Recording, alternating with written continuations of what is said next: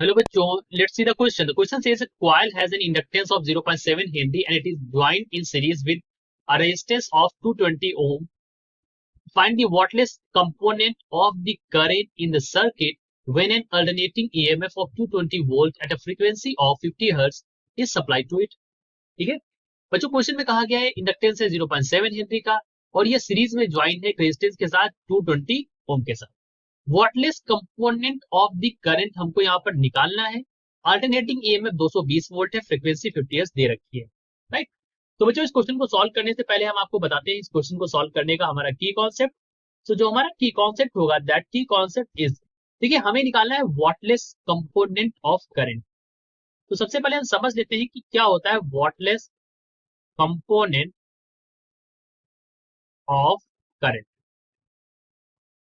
तो the wattless component of current is IRMS sine phi. ये होता है हमारा वॉटलेस कंपोनेंट ऑफ करंट और यही हमें यहाँ पर फाइंड करना है. तो सबसे पहले देखिए हमें क्या क्या दिया गया है. हमें L दे रखा है इंडक्टेंस 0.7 हेनरी, R दे रखा है 220 ओम और VRMS दे रखा है हमको 220 वोल्ट, फ्रीक्वेंसी दे रखी है आपको 50 हर्ट्ज. सबसे पहले हम पावर अगर निकाले यहाँ से P की जो P होता है वो होता है VRMS IRMS cos फाई. लेकिन हमें चाहिए क्या, हमें तो चाहिए यहाँ पर आई. तो अगर मैं IRMS निकालना चलूं यहाँ पर बच्चों तो IRMS इज इक्वल टू क्या होगा VRMS बाई जेड. तो जेड चाहिए हमको, ये जेड लिखा हुआ बच्चों. So Z is equal to क्या होता है, Z is equal to R square plus X L square. Right, R square plus X L square.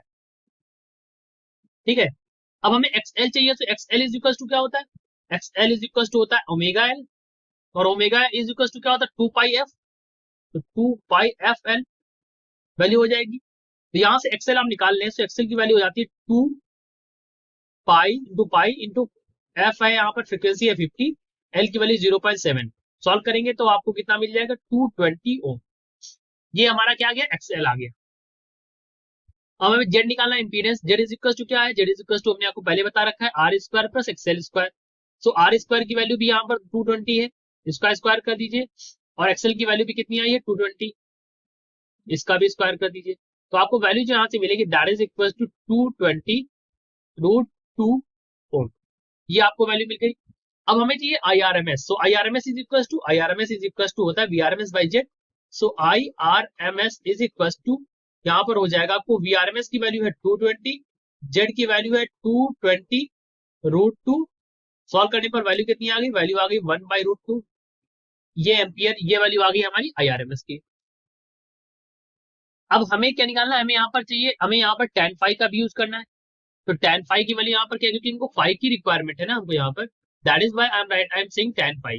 तो tan फाई की वैल्यू जो होती है that is equal to XL minus XE by R. अब यहाँ पर XC की वैल्यू जो है वो zero, XC over here will be zero, क्योंकि XC तो यहाँ पर कहीं यूज नहीं किया गया, आपने देखा ना कैपेसिटेंस का कहीं यूज नहीं, तो XC की वैल्यू जीरो हो जाएगी. राइट, सी कैपेसिटेंस को दिखा रहा है, एल इंडक्टेंस को दिखाता है, ये भी बात आप याद रखिएगा. तो यहाँ पर एक्सएल की वैल्यू कितनी है, एक्सएल की वैल्यू अगर हम यहाँ पर रख दें तो एक्सएल की वैल्यू है यहाँ पर 220 और आर की वैल्यू भी है यहाँ पर 220. सो वैल्यू इधर इज इक्वल टू 1. सो अगर tan phi is equal to 1 हो गया तो फाइव इज इक्वल टू कितना हो जाएगा, फाइव इज इक्वल टू हो जाएगा 45 हो जाएगा. tan 45 की वैल्यू 1 होती है, इस वजह से फाइव की वैल्यू क्या हो जाएगी हमारी 45. अब हमें निकालना है finally wattless component. So wattless component अब यहाँ से क्या आ जाएगा, wattless component will be equal to, देखिए IRMS, तो IRMS की वैल्यू है 1 बाई रूट 2, ये यहां पर आई थी, और साइन फाइव मतलब साइन 45. तो साइन 45 मतलब 1 बाई रूट 2, तो वैल्यू कितनी आ गई 1 बाई रूट 2, 1 बाई रूट 2 ये हो जाएगा 1 बाई 2 और दैट इज इक्वल्स टू, हम इसको 1 बाई 2 को 0.5 भी लिख सकते हैं यहाँ पर. ठीक है, तो ये वैल्यू हो जाएगी 0.5 और 1 बाई 2. राइट, तो यही हमारा wattless component of the current हो गया. So I hope you understood it well. Best of luck.